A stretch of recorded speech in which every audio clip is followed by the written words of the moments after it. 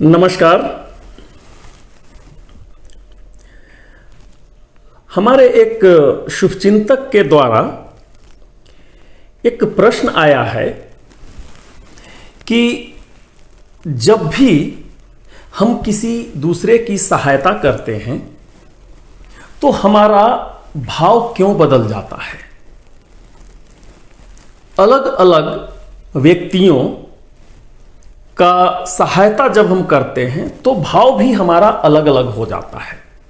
जैसे अगर हम किसी गरीब की सहायता करते हैं तो हमारा भाव अलग होता है। हम अपने समकक्ष वाले लोगों को अगर मदद करते हैं तो उस समय हमारा भाव कुछ और होता है। और जब हम किसी अमीर को करते हैं जो हमसे ज़्यादा सामर्थ्यवान है, अगर कुछ मदद करते हैं तो फिर हमारा भाव बदल जाता है।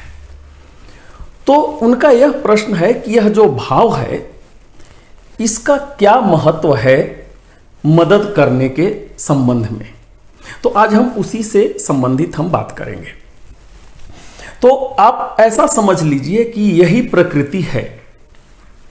यह सिर्फ मनुष्य ही नहीं, हमारा जो नेचर है, हमारा जो प्रकृति है, वह भी ऐसे ही काम करता है। उसको हम एक पंक्ति, कुछ 4 पंक्ति के द्वारा हम इसको शुरुआत करेंगे। तो वह है कि सबय सहायक सबल के, कोई न निर्बल सहाय, पवन जलावत आग के, दीप ही देत बुझाए। इसका मतलब यह है कि सबय सहायक सबल के मतलब जो लोग हैं, हम सभी लोग जो सबल हैं, जो स्ट्रांग हैं, जो मजबूत हैं, उन्हीं का मदद करते हैं। कोई गरीब का मदद हम लोग नहीं करते हैं, किसी भी गरीब को नहीं करते हैं। प्रकृति भी ऐसा ही करता है कि पवन जलावत आग के और दीप ही देत बुझाए। मतलब अगर कहीं पे कुछ आग लगा हुआ हो तो पवन का जो झोंका होता है, पवन का हवा मतलब जो हवा है, वह उस आग को बहुत बड़ा कर देता है। परंतु वही जो हवा है, पवन का जो झोंका है, एक अगर दीप रखा हुआ है तो उसको बुझा देता है। यहां पर दीप जो है वह कमजोर का प्रतीक है और जो आग है वह मजबूत का प्रतीक है, सामर्थ्यवान का प्रतीक है। तो यह सिर्फ हम मनुष्य ही नहीं, हमारा जो प्रकृति है वह भी ऐसे ही काम करता है। तो अब यहां पे हम कुछ उदाहरण लेंगे, कुछ समझने के लिए कुछ उदाहरण के साथ हम इसको समझने का कोशिश करेंगे कि जब हम किसी दूसरे का मदद करते हैं, दूसरे को मदद करते हैं, तो उस समय हमारा भाव कैसे बदलता है, उस समय क्या होता है हमारा भाव। तो पहला परिस्थिति है कि आप मदद अपने से कम सामर्थ्यवान का कर रहे हैं। मतलब जो आपसे नीचे है उसको आप मदद कर रहे हैं। तो उस परिस्थिति में आपका मनोभाव जो होता है, भाव जो हो जाता है, वह हो जाता है कभी कभी दया का हो जाता है, कभी कभी करुणा का हो जाता है, और कभी कभी यह भी भाव हो जाता है कि आप अपना श्रेष्ठता दिखाना चाहते हैं।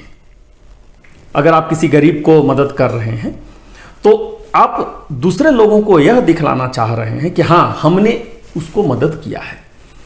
और इस परिस्थिति में हम लोग उस मदद के बदले में हम लोग उससे कुछ अपेक्षा नहीं रखते हैं। हाँ, मदद कर दिया तो कर दिया, नहीं भी किया तो कोई बात नहीं है, ऐसा हम लोग सोच करके आगे बढ़ते हैं। ऐसा हमारा भाव होता है। यहां पर दूसरी परिस्थिति है कि आप अपने समकक्ष मतलब जो आपके सामर्थ्य जो है, जो आपका सामर्थ्य है, अगर वही सामर्थ्य के जो लोग हैं उनको मदद कर रहे हैं, तो उनका मदद जब हम करते हैं तो यहां पर हमारा भाव हो जाता है कि हमको जब जरूरत पड़ेगा तो उस समय ये हमको मदद करेगा। ठीक। ऐसे अगर देहात में एक कहावत होता है कि लोग आटा उसी को देता है जिसके घर में गेहूं सूखते हुए देखता है। मतलब वो सामर्थ्यवान को ही मदद करता है। ठीक है, तो यहां पर भाव यह है, अगर कभी मतलब जिससे हम उम्मीद रखते हैं कि हाँ हमने किसी को मदद किया था और वो अगर समय आने पर वो अगर मदद नहीं करता है तो हमें बहुत पीड़ा होती है, और हम दूसरे लोगों को बोलते भी हैं कि जब उसको ज़रूरत था तो हमने मदद किया था, और जब हमारा ज़रूरत पड़ा तो उसने मदद नहीं किया। यह हम आशा किसके साथ रखते हैं? जो हम जैसे ही हैं, ठीक है, जो हमारे जैसे ही सामर्थ्यवान है, जो बराबर के लोग हैं, उनसे हम यह उम्मीद रखते हैं। ठीक है, तो यहां पर भाव बदल जाता है। अब तीसरा जो परिस्थिति है वह ऐसा है कि आप अपने से ज्यादा सामर्थ्यवान का मतलब सामर्थ्यवान को मदद कर रहे हैं। यहां पर भी आप वो जो सामर्थ्यवान है उनसे आप कुछ अपेक्षा नहीं रखते हैं कि इसके बदले में वो आपको मदद करेंगे, बल्कि यहां पर आप अपना एक तरह से बोलिए कि कृतज्ञता दिखाने का कोशिश करते हैं। भाव ऐसा हो जाता है, आपका भाव इतना बदल जाता है कि आप यहां पर यह सोचते हैं कि हम जिनको मदद किए हैं वह हमको सिर्फ याद रखें, वही काफ़ी है। आप इसी बात के लिए खुश हो जाते हैं कि वह हमको सिर्फ याद रखें। आप अपना कृतज्ञता दिखाना चाहते हैं वहां पर। तो यहां पर यह सब परिस्थिति है, ऐसे परिस्थितियां बहुत हो सकती हैं, लेकिन उदाहरण के रूप में हम यहां पर 3 परिस्थिति लिए हैं। तो अब यहां पर इसका निष्कर्ष क्या है? ये जो विषय था इसका निष्कर्ष क्या है? तो वह यह है कि हर एक व्यक्ति को सामर्थ्यवान बनने का कोशिश करना है, कोशिश करना चाहिए। चाहे वह सामर्थ्यवान आप विद्या ग्रहण करके कर लें, या धन अर्जित करके कर लें, बल पौरुष अर्जित करके कर लें, या और भी किसी तरीका से आप अर्जित करें, लेकिन आपको सामर्थ्यवान बनने का चेष्टा बराबर करते रहना चाहिए। तो हम उम्मीद करते हैं कि यह विषय आपको पसंद आया होगा, और हम यह भी चाहेंगे कि आप मेरे चैनल को सब्सक्राइब कर लीजिए, ताकि जब कभी भी कोई नया विषय आए वह सर्वप्रथम आपके समक्ष पहुंचे।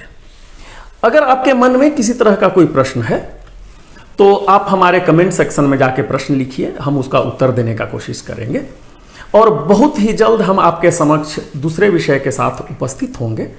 तब तक के लिए हम आपसे विदा लेते हैं। बहुत बहुत धन्यवाद। नमस्कार।